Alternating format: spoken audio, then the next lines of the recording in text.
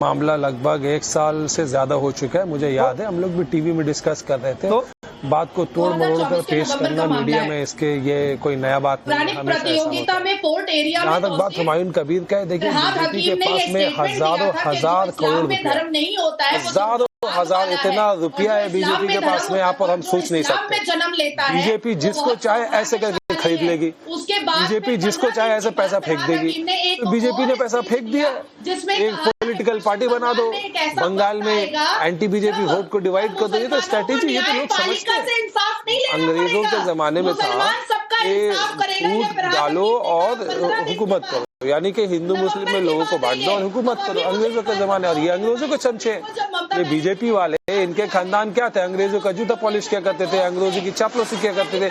भगत सिंह को और सुखदेव राजगुरु इन लोगों की जो है खबर जाकर दिया करते थे। नाजिया तौसीफ, मेरे हिसाब से आपको सुनकर अनसुना कर रहे हैं, आपको सुनकर शायद अनसुना कर रहे हैं, लेकिन तौसीफ भाई अगर बीजेपी को पैसा ही अगर आपके हिसाब से दे दिया तो फिरहाद हकीम को बीजेपी नहीं पैसा दे पाई, और फिर ये लाठी चार्ज कराने के लिए भी पैसा दे दिया क्या? नहीं, बीजेपी ने कहा लोगों को कि जाकर के बंगाल हाई कमीशन के सामने तोड़फोड़ करो, वो लोग पहुंच गए।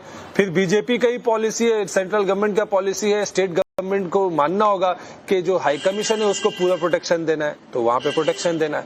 ये एक पिक्चर बनाना था। हुमायूं कबीर की बात कर रहे हैं। स्टेट गवर्नमेंट का चीफ मिनिस्टर का रोल बहुत कम होता है। ये इंटरनेशनल मैटर में, फॉरेन अफेयर्स में, फॉरेन पॉलिसी में सेंट्रल गवर्नमेंट का रोल होता है। आज सवाल जो है सेंट्रल गवर्नमेंट से होनी चाहिए, मिस्टर मोदी से होनी चाहिए, मिस्टर अमित शाह से होनी चाहिए। आपकी सरकार ने अगर हम वो चाहे, देखिए वहाँ पे स्टूडेंट लीडर को मरवा देना कोई मसले का हल नहीं है मेरे समझ से, लेकिन मोदी जी जो ठीक समझे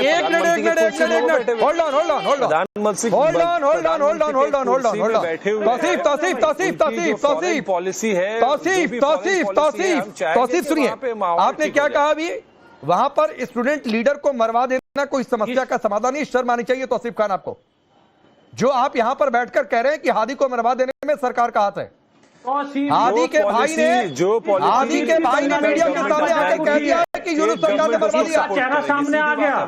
विजय शर्मा को हल करिए, विजय शर्मा आसिफ खान का चेहरा सामने आ गया। बांग्लादेश पर मसला को हल कर दीजिए, सीधी शर्म आनी चाहिए इसको, देश से माफी मांगनी चाहिए। ये इनकी चाल चरित और चेहरा है टीएमसी का। ये बांग्लादेशी प्रेम इनके नजर आ गया टीवी के ऊपर। यही है, ये पकड़े गए, ये है इनका चाल चरित और चेहरा। इनकी मर्जी है, ठीक है, आपकी पॉलिसी, शर्म आनी चाहिए। फॉरेन देश के ऊपर इस तरह से उंगली उठा रहे हो, ये बात कमाल की बात है।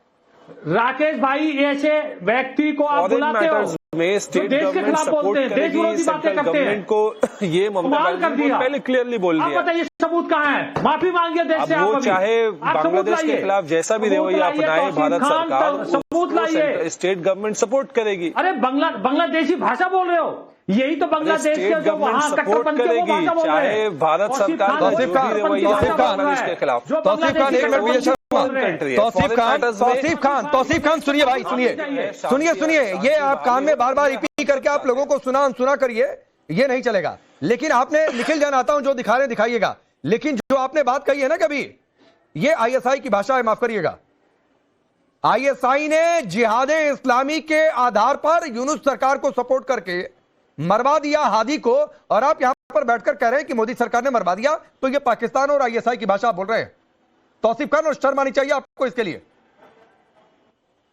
मैंने कहा कि मोदी सरकार की जो भी पॉलिसी है बांग्लादेश को, जो भी पॉलिसी नहीं तौसीफ खान, आपने कहा है, आपने इस देश की सरकार पर आरोप लगाया है फॉरेन और आप कहते हैं कि फॉरेन मैटर देखेगी, फॉरेन मैटर देखेगी। आप उसके आधार पर अपनी वोट बैंक की पॉलिटिक्स को चिल्लाने से कुछ नहीं होगा। सरकार आने वाली नहीं। आप ये सुनिए ना, ये हादी का भाई, बीजेपी सरकार, हादी के भाई ने मीडिया के सामने आकर बोला कि यूनुस सरकार ने मरवाया 2026 में बीजेपी, लेकिन आपको नहीं समझ में आ रहा है, तौसीफ खान। बंगाल में बीजेपी की सरकार नहीं बनेगी, ममता बनर्जी यहाँ रहेगी। आप जितना चिल्ला लीजिए, जितना ममता बनर्जी को गाली दे दीजिए। नहीं, मैंने क्या गाली दे दी? ममता दीदी मैंने कौन सी गाली दे दी? बन गई है, मैंने कौन सी गाली दे दी? आज आप लिख लो, ममता दीदी दोबारा नहीं आएंगी। नाजिया, ये बेहद आपत्तिजनक, और मैं यहाँ पर सबसे राय लूंगा। सबसे राय लूंगा कि क्या ये सहमत है ये कहना कि मरवा दिया सरकार ने हादी को। हाँ, मैं आ रहा हूँ इसके तुरंत बाद आ रहा हूँ, 1 मिनट दीजिए। राकेश जी, जिस हिसाब से जिन्ना जो सुन्नते रसूल की दाढ़ी नहीं रखता था, जो कोट पैंट पहन करके अपने इस्लामिक होने का डंका पीटता था, उसके समर्थक, और ये जमाते इस्लामी और हरकतुल इस्लाम और ISI के समर्थक जिस हिसाब से यहाँ पर नेशनल मीडिया और इतने बड़े मीडिया चैनल पर जो अपना हिजाब खुद खोल रहे हैं, तो पश्चिम बंगाल की जनता और उत्तर प्रदेश की जनता सुन रही है इनको और तय करेगी कि इनको क्या परिणाम मिलना चाहिए।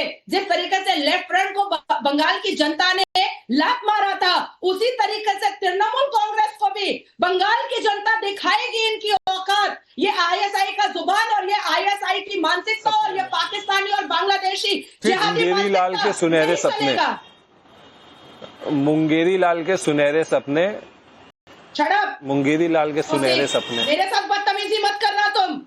नहीं, इसमें क्या बदतमीजी हो गई नाजिया, प्लीज। नहीं, इसमें क्या बदतमीजी हो गई, वो एक कहावत उन्होंने कह दी, इतना भी नहीं, इसमें कोई बदतमीजी वाली बात नहीं नाजिया। जैसे आप अपनी बात करिए, उन्होंने कह दिया कि ठीक है मुंगेरी, ये कहावत है, आप भी उसका कोई जवाब दीजिए, आप भी उसका कोई जवाब दीजिए, अपने तर्कों से जवाब दीजिए। लेकिन मैं आता हूं धर्मेंद्र यादव, आप कुछ कहना चाह रहे थे, बताइए। तौसीफ के स्टैंड के साथ हैं आप? आता हूं, इसके बाद निकल। राकेश भाई मुझे बोलने का मौका दीजिए, कम से कम आपके चैनल पे बैठा हूं मैं। भारतीय जनता पार्टी अंग्रेजों की गुलामी करते करते जिस माफी वीर को ये वीर कहते हैं, उन्होंने लिखित में माफी मांगी है पूरे देश के सामने, पूरी दुनिया के सामने, और उनको ये वीर कहते हैं। और रही बात दूसरी, जो अभी नाजिया बहन कह रही थी, नाजिया बहन सारी घटनाओं को बता दिया कि मनमोहन सिंह साहब किसके साथ बैठे थे, किसके साथ खाना खाए थे, लेकिन बिरयानी वीर की बात एक बार भी नहीं बताई। अगर बिरयानी वीर जाके बिरयानी खा के चले आए प्रोटोकॉल तोड़ के, वो देशभक्ति है, वो राष्ट्र प्रेम है, वो हिंदुत्व है।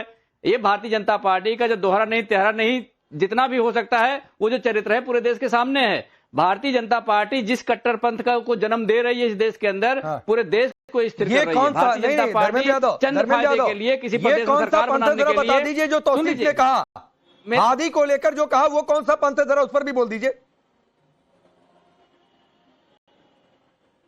फिर वो कट्टरपंथ का ही उदाहरण है। अगर किसी को आप कोई माइनॉरिटी में हो किसी देश के अंदर और उसको मार दिया जाए इस निर्ममता से, तो जो कहा हादी की मौत को लेकर, उसकी हत्या को लेकर, क्या आप उस स्टैंड के साथ हैं? उसी का वही